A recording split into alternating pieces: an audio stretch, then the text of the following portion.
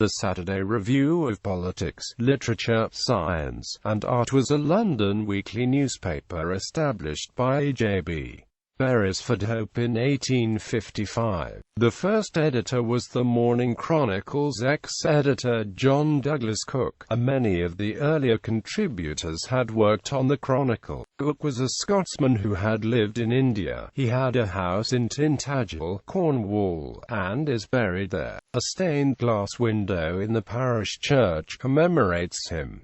The politics of the Saturday Review was purely liberal conservatism. The paper, benefiting from the recent repeal of the Stamp Act, aimed to combat the political influence of the Times. The first issue appeared on the 3rd of November 1855. Frank Harris was editor from 1894 to 1898. Contributors included Dorothy Richardson, Lady Amelia Dilke, Anthony Trollope, H.G. Wells, George Bernard Shaw, Eneas Sweetland Dallas, Max Beerbohm, Walter Bagehot, James Fitzjames Stephen, Charles Kingsley, Max Muller, Guy Thorne, George Burke Beckill, Dante Gabriel Rossetti, Oscar Wilde, and future Prime Minister Lord Salisbury. The paper was later owned by Lucy, Lady Houston, Germania S. Delender. In the 1890s, the magazine published several articles that expressed an anti-German sentiment, summed up in the quote Germania S. Delender, which was modeled after Cato's Carthago Delender Est. Our chief rival in trade and commerce today is not France but Germany. In case of a war with Germany, we should stand to win much and lose nothing, whereas, in case of a war with France, no matter what the outcome might be, we are sure to lose heavily. Our True Foreign Policy, Saturday Review, August 24, 1895, page 17. The biological view of foreign policy is plain. First, federate our colonies and prevent geographical isolation turning the Anglo-Saxon race against itself. Second, be ready to fight Germany as Germania S. Delender. Third, be ready to fight America when the time comes. Lastly, engage in no wasting wars against peoples from whom we have nothing to fear. A biological view of our foreign policy. 3 years ago, when the Saturday Review began to write against the traditional pro-German policy of England, its point of view made it isolated among leading organs of opinion. When, in February 1896, one of our writers, discussing the European situation, declared Germany the first and immediate enemy of England, the opinion passed as an individual eccentricity.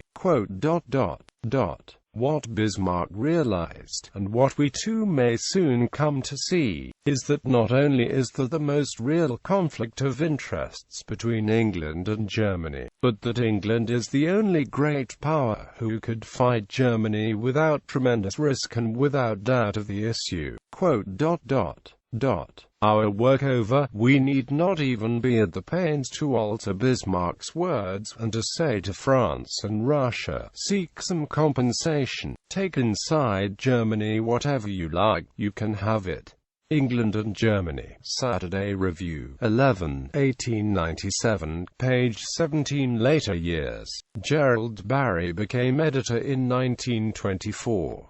He resigned in 1930, refusing an order from the board of directors to support the United Empire Party. His last issue roundly condemned the new party, while the first after his departure wholly endorsed it. Barry and much of the staff set up the rival Weekend Review, which later merged with the New Statesman. The Saturday Review continued to be published until 1938.